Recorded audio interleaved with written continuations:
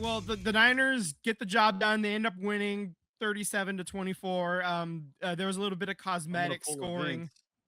There you go. I didn't even grab the other hats this time. I was too much rushed, uh, even though we started later and I'm having internet issues. Anyway, so the game itself, you have your traditional Niners injury to a major piece, and that was Ricky Pearsall again. So, um, but even in this game, he was like the first play, basically, like he gets hip drop tackled, hurts his ankle. He gets that bad boy taped up, and he ends up having almost 100 yards receiving that on the day. And if he has a touchdown instead of not having a touchdown, in this game, you're talking about him having a really huge fantasy day, which is what a lot of people really care about now when they're looking at stats. But because he didn't end up in the end zone, they just say, oh, he had an okay day, like he was fine or whatever, a middling day. But he had actually like a really productive day, and he ended up, like almost 100 yards receiving. I thought he looked pretty good even with the bad ankle, and he also started feeling some that the knee problems started to show up again. So he went back to the blue tent in the fourth quarter again. So now he's going to be he's probably going to be held out of practice the entire week, and we'll see how he's feeling. We'll see if he's going to be able to play. But here we go again. The Niners injury woes continue. But what do you know? This is just the story of the story of the year, right? The Niners, they take the injuries and then they keep on turning. You think about Nick Bosa's back in October. Nick Bosa was already lost for the season when Fred Warner's foot was pointed in the wrong goddamn direction. And that game against Tampa, like with that loss, that was a low point. That I was pretty down if you look back at those episodes. But they kind of turned it around, and they're all but clinched in the playoffs now. Like you look at every tracker, they're 99% to make the playoffs. They basically have to lose out, and other teams have to win out for them to not be in at this point. I think the magic number would be 1 if this was any other sport where they talk magic numbers. So they're going to make the playoffs. It's so then it's just a question of what happens when you get into the playoffs, and who's going to be around when the playoffs come is the next question, right? Who's going to how bad is the injuries? I think if it ended today, granted there's 3 more weeks left. I think if it ended today, the Niners and the Eagles would play in the wild card round in the first round against each other. I think is what I saw. Right. But I mean, looking forward to your game next week against Indiana. You guys, Indianapolis. I'm sorry. You guys have to beat the Colts. Especially with Old Man Rivers. Oh, let's talk about that. That's 2 awesome nicknames for quarterback. Yeah, I watched that game. I mean, he said the first thing they said on the telecast was that he can't throw the ball 60 yards. And Philip Rivers said, I couldn't throw the ball 60 yards 5 years ago when I was last playing. So if I'm the 49ers, I mean, there's no reason to worry about a deep coverage. Your biggest thing is play an umbrella coverage, a soft coverage, make sure you stick on your man, because Philip Rivers can't zip the ball. I watched that game. Every ball had air underneath it, and he can't even throw the ball 30 yards. He has to jump up to get enough momentum to throw the ball far. It's crazy. Yeah. So stack the box, stop Jonathan Taylor as best as you can, and I think that's a recipe for a win for the 49ers.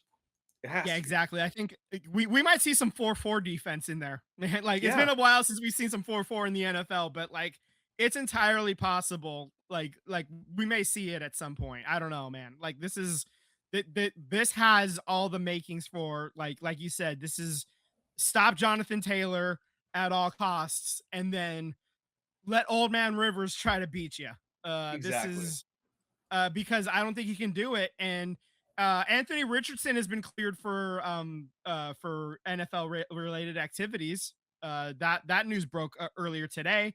So maybe they end up having him play some a little bit as well. maybe that's just news that got released just in time for the Niners to have to prepare for him as well, just to kind of take your eye off the ball a little bit. But who knows? That's With that said, this is a game that 2 weeks ago when it was Daniel Jones, you were I was feeling a little bit like a little trepidatious Sure. about it, but now it's like this is a game I'm going in feeling like you have to win this. This is a game like it's on the list. You got to do it. The Niners are still alive for the 1 seed, by the way, believe it or not.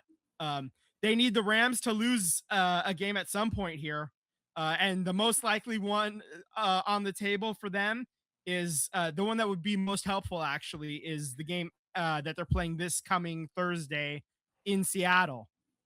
So if the Rams go up to Seattle and lose against the Seahawks, and then the Niners could win out, and that includes a game at home against Seattle in Week 18 for the division, then that would also be for the number 1 seed Yeah, I mean the at that scenario is point. still there. So It's gonna be an uphill climb, but the yeah, no, scenario it's is still there. no. This is but we're talking at the mat.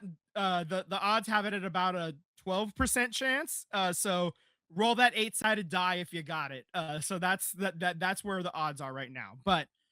But that is the fact that it's still a possibility, even after all the injuries, and we can rip through some of these just as a reminder. Obviously, Fred Warner and Nick Bosa, uh, Brock Purdy. He didn't play in weeks 2 or 3. He returned for week 4, but then he missed the next 6 weeks. And then during those 6 weeks, you also didn't have Ricky Pearsall. Let's see. Juwan Jennings missed weeks 3 and 5. Brandon Ayuk has not played at all this year, and he's not playing at all for any of the rest of these games. Obviously, the Warner injury. Uh, yeah. So when you look at all of this stuff, all the injuries, and just kind of it's it's a little bit astonishing. This might be Shanahan's best work as a coach so far.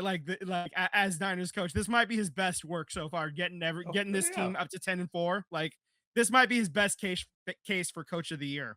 And if he does end up winning coach of the year, which is now something that is being talked about under the surface, there's a little bit of rumblings about it happening.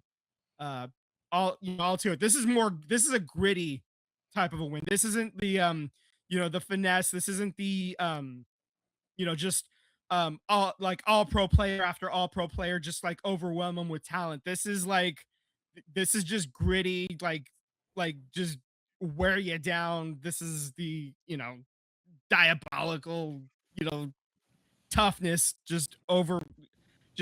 overwhelm with like sandpaper, get the Yeah. job done no matter what kind of coaching.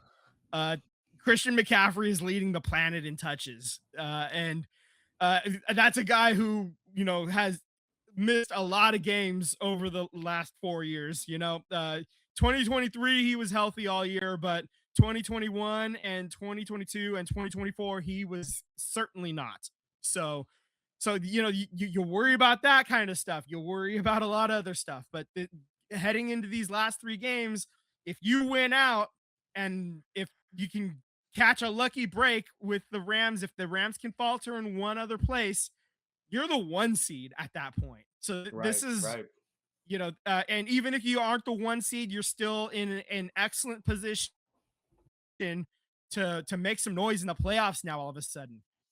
Even still, this schedule lined out perfectly. I've talked about it all year. The schedule lined out for you to have 12 wins. I talked about 11, 12, possibly 13 wins. They're 10-4 right now. If they win out, that's 13-4, just like your boy Vinny G called for at the beginning of the year. God damn it, I'm good.